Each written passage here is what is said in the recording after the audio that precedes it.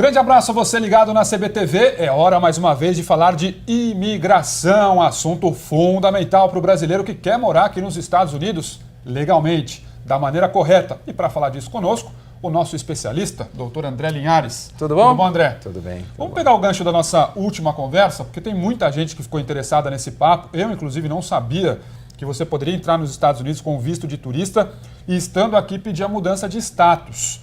E muita gente se interessou por isso, claro, tudo de maneira legal, tudo de maneira correta. Quais são os vistos mais pedidos, essas mudanças de status, para quem tem o visto de turista? O que é almejado por essas pessoas, André?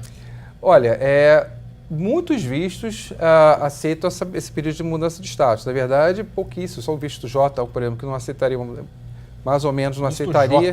J. Mais ou menos, não é nem, mas enfim. A maioria dos vistos você pode fazer mudança. Muita gente vem, né? Com visto B1, B2, até pede, que está muito complicado agora, tá? Mas pede para o visto de estudante, por exemplo. Você pede uma extensão do B1, B2 e você também pede, aí dentro dessa extensão, você pede a mudança para o visto de estudante, por exemplo, que é o que ocorreu bastante. Só que o prazo disso está muito demorado e está muito complicado atualmente esse tipo de processo.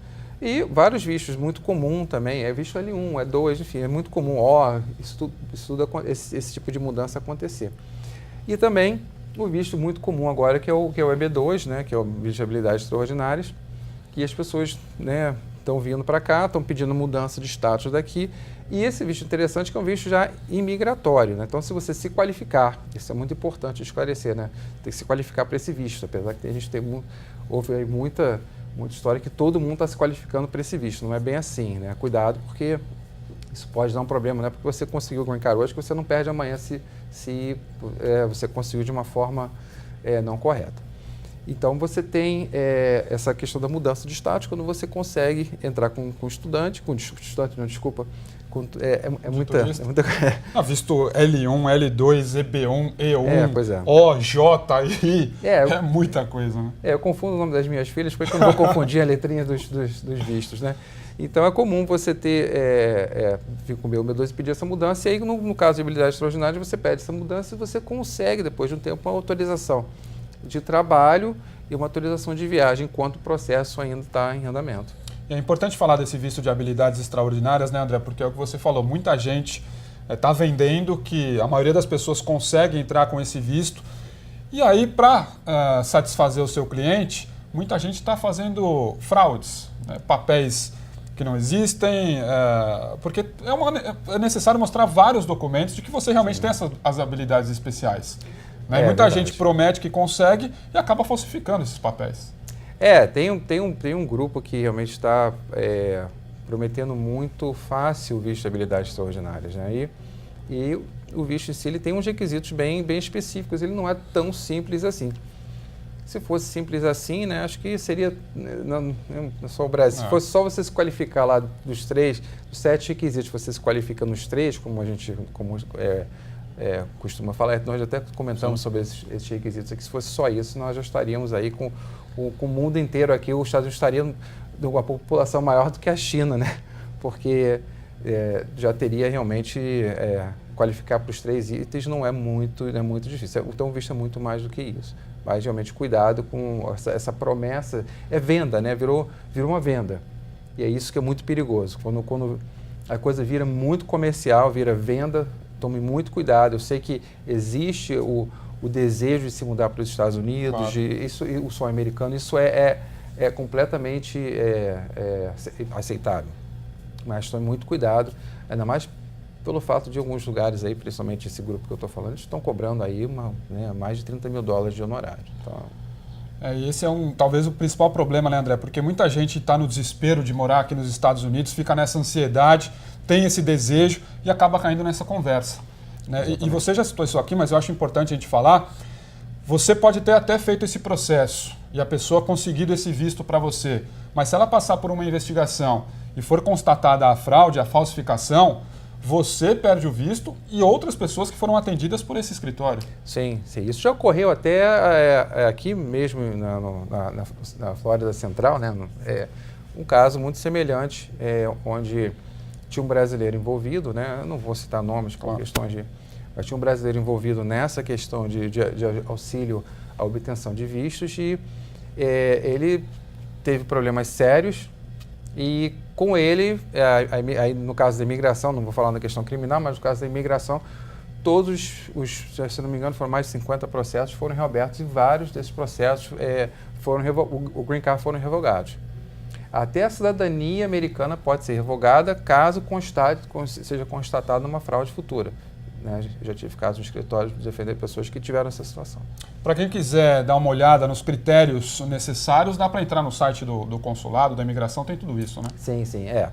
O importante é você não se consultar só com uma pessoa, se consulte com 2, 3 pessoas, no caso, advogados, na verdade, né?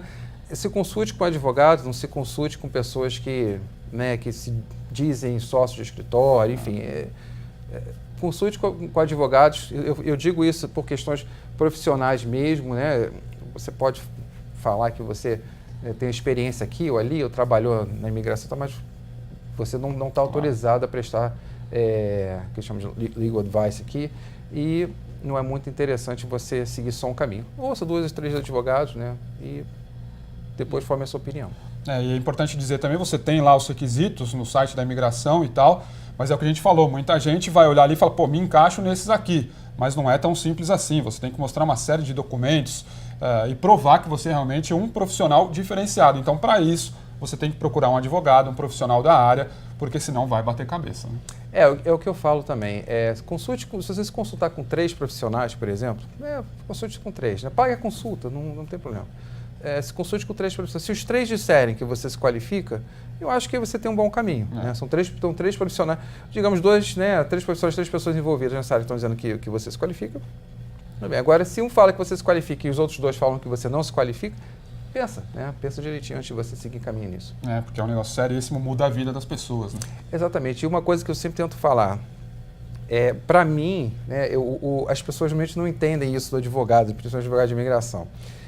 Para mim não é prazeroso emocionalmente e financeiramente dizer que uma pessoa não se qualifica para o visto. Claro. Principalmente financeiramente também, porque o meu serviço é baseado em honorários. Lógico. Então, eu não tenho ganho nenhum em dizer que uma pessoa que está fazendo uma consulta comigo não se qualifica para um determinado visto. Pelo contrário, e é aí que a pessoa deve tomar muito cuidado. Pelo contrário, essa pessoa, na verdade, eu deixei de ganhar honorários em cima desse caso, que eu poderia pegar, não vou pegar porque essa pessoa não se qualifica. Né? Então, na minha opinião, não se qualificaria. Você poderia receber para fazer todo o processo, chega na hora negada, para você daria. Como tem um pessoal aí fazendo isso, lá no sul da Flórida de Miami, que vem fazendo isso de uma forma muito agressiva, uma forma de marketing, na verdade, de venda desse visto, principalmente do EB2. É uma venda de marketing, na verdade, que é muito, muito temerária. E saiba você que nada é garantido dentro desse processo, mesmo que você tenha a obtenção desse visto e você, na verdade, obteve, aí, como você falou inicialmente, através de documentos que não são verdadeiros, fraudulentos. E outra coisa importante, e certamente você já deve ter passado por isso, pessoas que chegam com a expectativa de serem aptas para um visto, não são, mas acabam, de repente, se encaixando em outro visto. Há uma outra possibilidade. Sim. Então, isso também é importante, você consultar uma pessoa séria da área. Né? Isso acontece, às vezes, né, lá pelo menos no meu escritório, pelo menos 20%, 30% das consultas, às vezes acontece isso. Né? Nós estamos com casos agora, bem atuais, uma relativa quantidade de casos, onde a pessoa queria uma coisa e, de repente, a gente acabou vislumbrando uma outra possibilidade e seguindo outro caminho. Mas é importante que que a gente realmente sempre tem em mente que as normas jurídicas e migratórias estão postas e é você que tem que, na verdade, se qualificar dentro delas. Né? Você tem que se enquadrar nelas. Elas não vão atrás de você para se enquadrar no teu perfil. Isso que a gente tem que sempre entender. Então, às vezes a gente pode ter a questão argumentativa, mas ela está ali, por uma razão certa ou errada, mas ela está ali e você tem que se enquadrar dentro dela. São algumas opções, então um especialista vai poder te auxiliar, um cara sério. Procure se informar bem para ver com quem você vai conversar aqui nos Estados Unidos. Como falou o André, tem gente que não é bacana e não faz um trabalho legal. Então, preste atenção. Já são quantos anos trabalhando aqui, André? Olha, eu até esqueci. Entregar a sua idade. Pois nós estamos em 2019, né? Exato. Desde 2010, né? Então, quase 10 anos, com a migração um pouco menos, né? 5, 6 anos, se não me engano, só com a imigração. Mas na parte jurídica aqui, desde 2010. Já tem uma boa trajetória aqui nos Estados Unidos.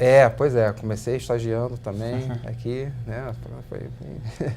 Então, qualquer dúvida que você tenha sobre o tema imigração, o doutor André Linhares vai estar sempre com a gente aqui para tirar todas as suas dúvidas e dando dicas para você. André, mais uma vez, obrigado pela presença. Obrigado a você. Valeu, até a próxima com dicas de imigração aqui na CBTV.